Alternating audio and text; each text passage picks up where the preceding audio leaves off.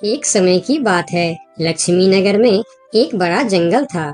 उस जंगल में सोनू नाम का एक हिरन रहता था, जिसे जंगल में रहते हुए काफी साल हो गया था।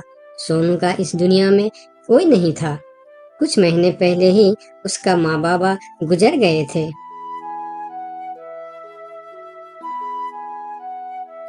इसीलिए इस जंगल में रहते हुए उसे काफी अकेलापन महसूस होता था।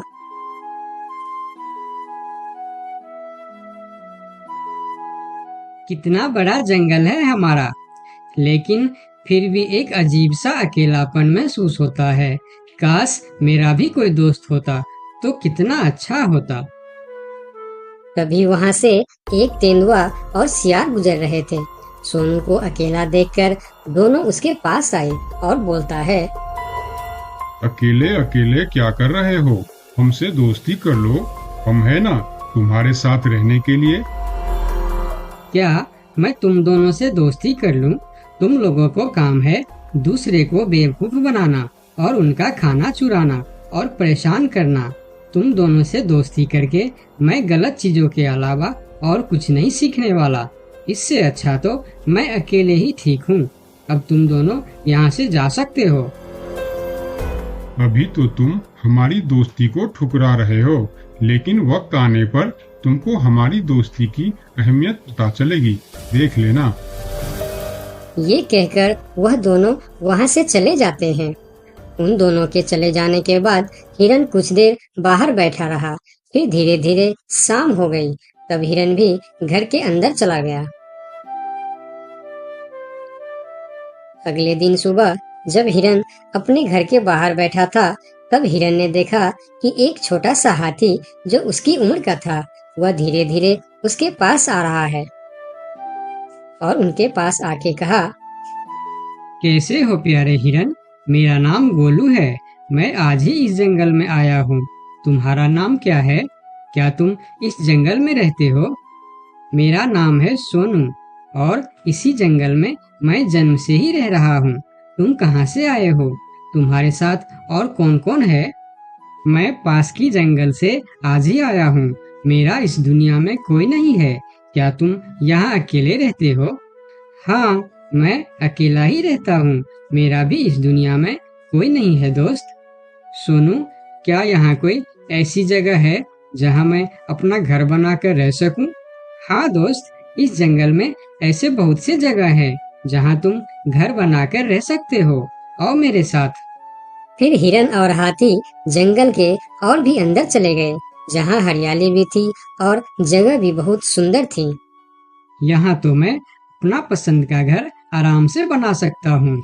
हाँ मेरे दोस्त, और इस काम में मैं तुम्हारी मदद करूँगा। नहीं प्यारे दोस्त, मैं अपना घर खुद बना लूँगा। मैं तुम्हारा फायदा नहीं उठाना चाहता। तुम मेरी बहुत मदद की है। ये सुनकर भी हिरन ने उसकी मदद करने का फैसला नहीं बदला और काम पर लग गए। जंगल से अच्छी लकड़ियाँ और पेड़ इकट्ठा करके दोनों ने मिलकर 2 दिन के अंदर ही एक झोपड़ी जैसा घर बना डाले। तुम्हारा बहुत बहुत शुक्रिया दोस्त। अगर तुम नहीं होते तो मैं इतना आसानी से ये घर नहीं बना पाता। शुक्रिया की कोई जरूरत नहीं है। तुम मेरे प्यारे दोस्त हो। ये तो मुझे करना ही था। उस दिन से दोनों की दोस्ती और भी गहरी हो गई। इधर शाम होने वाली थी। हिरन अपने दोस्त से विदा लेकर अपने घर की ओर चलना शुरू किया। हिरन रोज हाथी के घर आता और दोनों सारा दिन साथ ही रहते थे। एक साथ खाते थे और मजे भी करते थे। एक दिन सोनू हिरन हाथी के घर नहीं आया तो उसे हिरन के लिए चिंता होने लगा। वह फिर चलकर हिरन के घर जा पहुंचा। अरे क्या हुआ दोस्त, तुम आज मेरे घर क्यों नहीं आए? तुम्हें ना देखकर मैं बहुत परेशान हो गया, इसीलिए मैं इधर चला आया। दोस्त, मेरा तबीयत खराब है। पूरे शरीर में बहुत दर्द हो रहा है। मैं ठीक से खड़ा भी नहीं हो पा रहा हूँ। हाथी आगे आया और हिरन के शरीर को छू कर देखा कि हिरन को तो बहुत तेज बुखार चढ़ा है। दोस्त, तुम्हें तो बहुत तेज बुखार है, लेकिन ये सब अचानक कैसे हो गया? ये कहकर हाथी ने थोड़ा देर सोचा और बोला, मैं अभी आता हूँ। तुम बिल्कुल चिंता मत करना, तुम ठीक हो जाओगे। इतना कहकर हाथी वहां से चला गया और सोनू हिरन उसका इंतजार करने लगा, लेकिन कई घंटे गुजर जाने के बाद भी हाथी नहीं लौटा। हिरन निराश होकर बैठा रहा। थोड़ी देर बाद वही तेंदुआ और सियार उसके पास आ गए और कहने लगे, सोनू हिरन, तुम्हारी तबीयत का पता चला तो हमें बहुत दुख हुआ। ये देखो, हम तुम्हारे लिए खाना भी लेकर आए हैं। उन्होंने कुछ फल हिरन के सामने रख दिए और फिर उसको खाने के लिए कहते हैं। तुम लोगों का बहुत बहुत शुक्रिया, मुझे बहुत भूख लगी थी। अरे हिरन भाई, इस समय तुम्हारा तबीयत खराब है और वह तुम्हारा दोस्त कहाँ है जो हमेशा तुमसे चिपका रहता है? पता नहीं कहाँ गया है। सुबह एक बार आया था, उसके बाद अभी तक लौटा नहीं। हाँ, उसने सोचा होगा कि तुम्हारी बीमारी में सेवा करनी पड़ेगी, इससे अच्छा तो हम भाग ही जाते हैं, इसलिए वह गायब हो गया। अच्छा दोस्ती निभाया उसने। नहीं नहीं, ऐसा नहीं हो सकता, वह मेरा बहुत अच्छा दोस्त है। ऐसा ही हुआ है। हमने कहा था ना कि वक्त आने पर हमारी दोस्ती की अहमियत समझेगी। यही वह समय है। उनकी बात सुनकर सोनू हिरन को बहुत दुख हुआ। फिर वह वहां से चला गया। धीरे धीरे शाम हो गई, लेकिन हाथी का कोई अता पता नहीं था। हिरन के तबीयत में भी कोई सुधार नहीं हुआ। अगले सुबह फिर से वह दोनों हिरन के घर पर आए। आज भी दोनों ने हिरन के लिए कुछ फल लेकर आए थे। हिरन बहुत खुश होकर खाने लगा। उसे अपने आप पर शर्म आ रहा था कि जिन जानवरों को वह बुरा भला कह रहा था, आज मुसीबत में वही उसके काम आ रहे हैं। वह हर बार उनका शुक्रिया कर रहा था और माफी भी मांग रहा था। फिर थोड़ी देर बात करके दोनों वहां से चले गए। कब तक हम इनकी नौकरी करते रहेंगे? अब अपने योजना को अंजाम देने का समय आ गया है, नहीं तो बहुत देर हो जाएगा। हाँ, तुमने बिल्कुल ठीक कहा।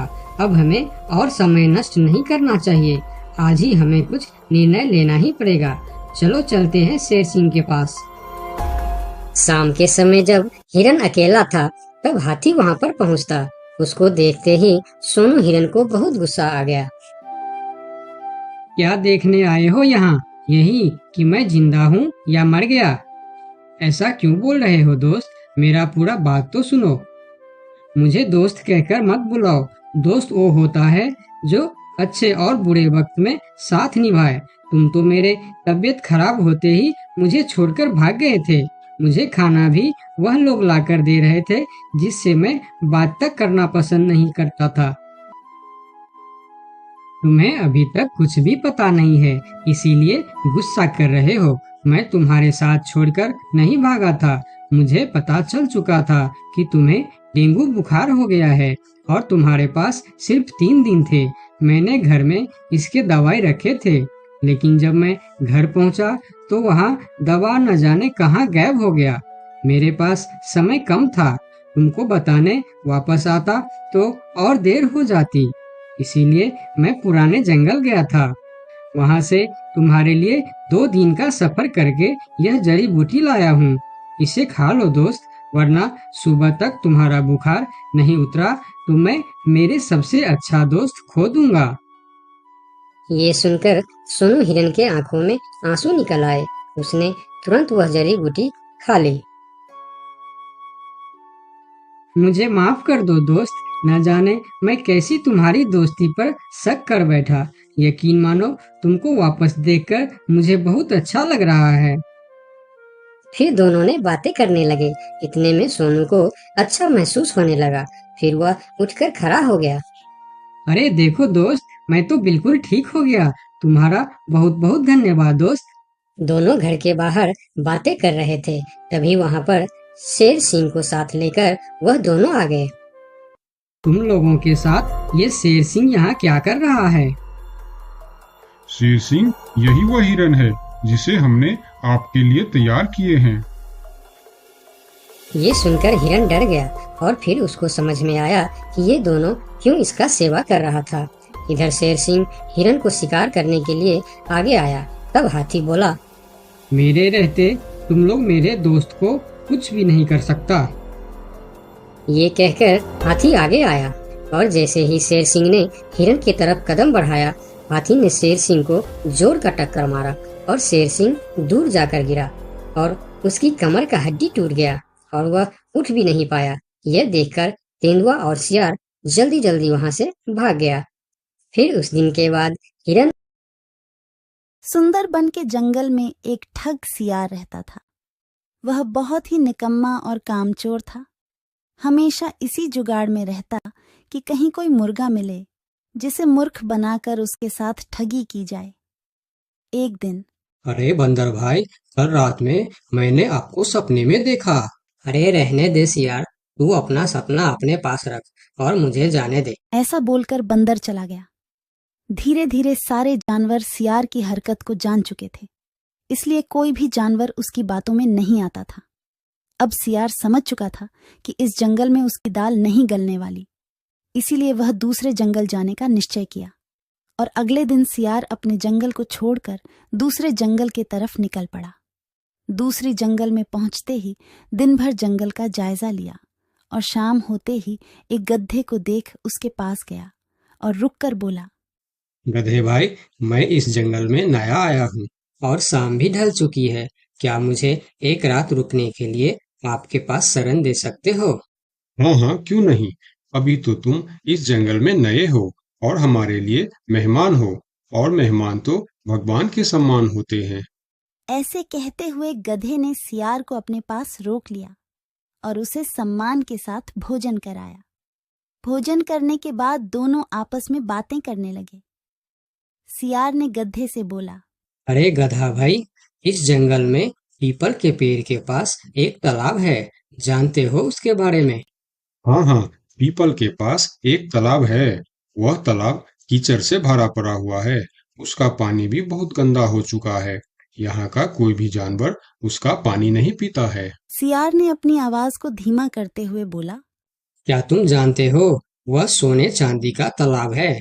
उसके अंदर ढेर सारा सोना और चांदी छुपा है और उस तालाब का मालिक मैं ही हूँ। सियार का बात सुन गधे ने चौंक के बोला, ये तुम क्या बोल रहे हो सियार भाई?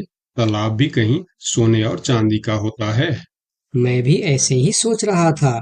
मुझे भी इस तालाब के बारे में कोई जानकारी नहीं था, लेकिन कुछ ही दिन पहले मेरे पिताजी मरने से पहले सारे संपत्ति मेरे नाम की, उसमें यह तालाब भी है। और आज मैं अपने संपत्ति देखने के लिए ही यहाँ पर आया हूँ। यकीन नहीं होता तो यह थैली में देख लो, जो मैंने अभी इस तालाब से निकाला है।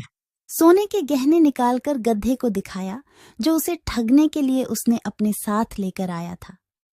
गहने को देखकर गधे को सियार के बात पर विश्वास हो गया और बोला, अरे हाँ, ये तो सचमुच सोने चांदी का है। तब तो तुम बड़े ही भाग्यशाली हो, इसलिए तुम्हारे पास ये सोना चांदी का तालाब है। अब सियार मन ही मन खुश हो रहा था। उसे तो इसी बात का इंतजार था। गधा भाई, मुझे इस संपत्ति से कोई भी लालच नहीं है। मेरे पास मेरे जंगल में और बहुत सारे संपत्ति है, जो मेरे पिताजी ने मेरे लिए छोड़कर गए हैं। मैं तो यहाँ तालाब बेचने के लिए आया था। सोचता हूँ तुम भले जानवर दिखते हो, क्यों ना तुमको ही यह सब बेच दूं। मुझे, यानी यह सोने का तालाब मेरा हो जाएगा और मैं इस तालाब का मालिक बन जाऊंगा। बेचारा भोला भाला गदहा सियार की चिकनी चुपड़ी बातों में बहुत आसानी से आ गया और गधा सियार से सोने का तालाब खरीदने को तैयार हो गया। दोनों के बीच 4 सिक्कों का सौदा तय हुआ। ठीक है सियार भाई, मैं अभी जाकर हिरन के पास से 4 सिक्का लेकर आता हूँ। मेरे पास अपना घर न होने के कारण मैं अपनी सारी कमाई हिरन के पास ही रखता हूँ, और जब भी मुझे जरूरत पड़ता है मैं उससे ले लेता हूँ। ठीक है गधे भाई, लेकिन ध्यान से, जंगल में किसी को इस बात का पता नहीं चलना चाहिए, वरना जंगल के सारे जानवर मेरे पीछे ही पड़ जाएंगे। ऐसा बोल सियार गधे को भेज देता है और गधा हिरण के पास जाकर अपना सिक्का मांगता है। गधे भाई, घर में सब ठीक तो है ना? आज आपको अचानक से 4 सिक्कों का क्या जरूरत पड़ गया? अरे वह अपने जंगल में जो तालाब है ना, मैं उसे खरीद रहा हूँ। तालाब खरीद रहे हो? क्या करोगे तुम तालाब खरीद के? तालाब का तो पता नहीं, लेकिन उसमें जितना सोना चांदी है वह सब मेरा हो जाएगा। तालाब में सोना? ये तुम क्या बोल रहे हो भाई? मुझे तो कुछ भी समझ में नहीं आ रहा है। मुझे डर है कि तुम कहीं कोई परेशानी में ना आ जाओ। देखो, तुम मुझसे कुछ भी मत छुपाओ। क्या बात है? साफ साफ बताओ मुझे। हमारे जंगल में एक बहुत ही अमीर सियार आया है। ढेर सारी संपत्ति है उसके पास। और तो और, हमारे जंगल में जो तालाब है ना, जिसे हम लोग गंदा नाली समझकर उसका पानी भी नहीं पीते हैं, उस तालाब में ढेर सारा सोना और चांदी है। उसने तो मुझे उस तालाब से सोने का गहना भी निकाल कर दिखाया है। उसी तालाब को मैं खरीद रहा हूँ। हम दोनों के बीच 4 सिक्कों का सौदा हुआ है। मुझे तो वह सियार मूर्ख ही मालूम पड़ता है, जो इतने सस्ते में सोने का तालाब बेच रहा है। मूर्ख वो नहीं, मूर्ख तुम हो। भला तालाब भी कोई सोने चांदी का होता है? अरे गधा भाई, तालाब से पानी निकलता है, सोना नहीं। मैं भी ऐसे ही सोच रहा था, परंतु उसने मुझे सोने निकाल कर भी दिखाया। गधे भाई, मुझे वह कोई ठग मालूम पड़ रहा है, जो तुम्हारे आंखों में धूल झोंक कर तुम्हें झांसा दे रहा है। मैं एक तरकीब बताता हूँ, जिसे दूध का दूध और पानी का पानी हो जाएगा। कौन सा तरकीब हिरन भाई? तुम ऐसा करो, उस सियार से बोलो कि मेरा हिरन भाई ने कहा है कि लिखा पढ़ी होगा तभी मैं उसे 4 सिक्का दूंगा, और अगर बिना लिखा पढ़ी से ही काम हो जाता है तो मैं सिर्फ एक ही सिक्का दूंगा। अगर वह तालाब सच में सोने की है तो वह लिखा पढ़ी जरूर करेगा, नहीं तो वह एक सिक्के में ही मान जाएगा। हिरण की बात सुनकर गधा हाँ में सिर हिलाया और सिक्का लेकर सियार के पास पहुंचता। सियार भी गधे के आने के इंतजार में उतावला हो रहा था। गधा पहुंचते ही सियार से बोला, सियार भाई, मेरा हिरन भाई ने कहा है, यदि आप लिखा पढ़ी के लिए तैयार हो तो मैं आपको 4 सिक्का दूंगा, वरना बिना लिखा पढ़ी के आप एक सिक्का ले लो और मुझे यह तालाब दे दो। सियार ठग किसी तरह से जल्दी करके सिक्का लेकर वहां से जाना चाहता था। वह बोला, अरे गधे भाई, तुम बड़े अच्छे और भले मालूम पड़ रहे हो। तुमसे क्या लिखा पढ़ी कराना। चलो, तुम एक ही सिक्का दे दो। अब गधे को समझने को कुछ बचा ही नहीं था। गधे को समझ में आ गया कि सियार उसको ठगना चाहता है। ठीक है सियार भाई, कोई भी शुभ कार्य करने से पहले मुंह मीठा करना जरूरी होता है। मैं अभी लड्डू लेकर आता हूँ, आप यहीं रुको। गधा जंगल से 2-3 जानवरों को बुला लाया और सियार की जमकर धुनाई कर दी। किसी तरह सियार वहां से जान बचाकर भाग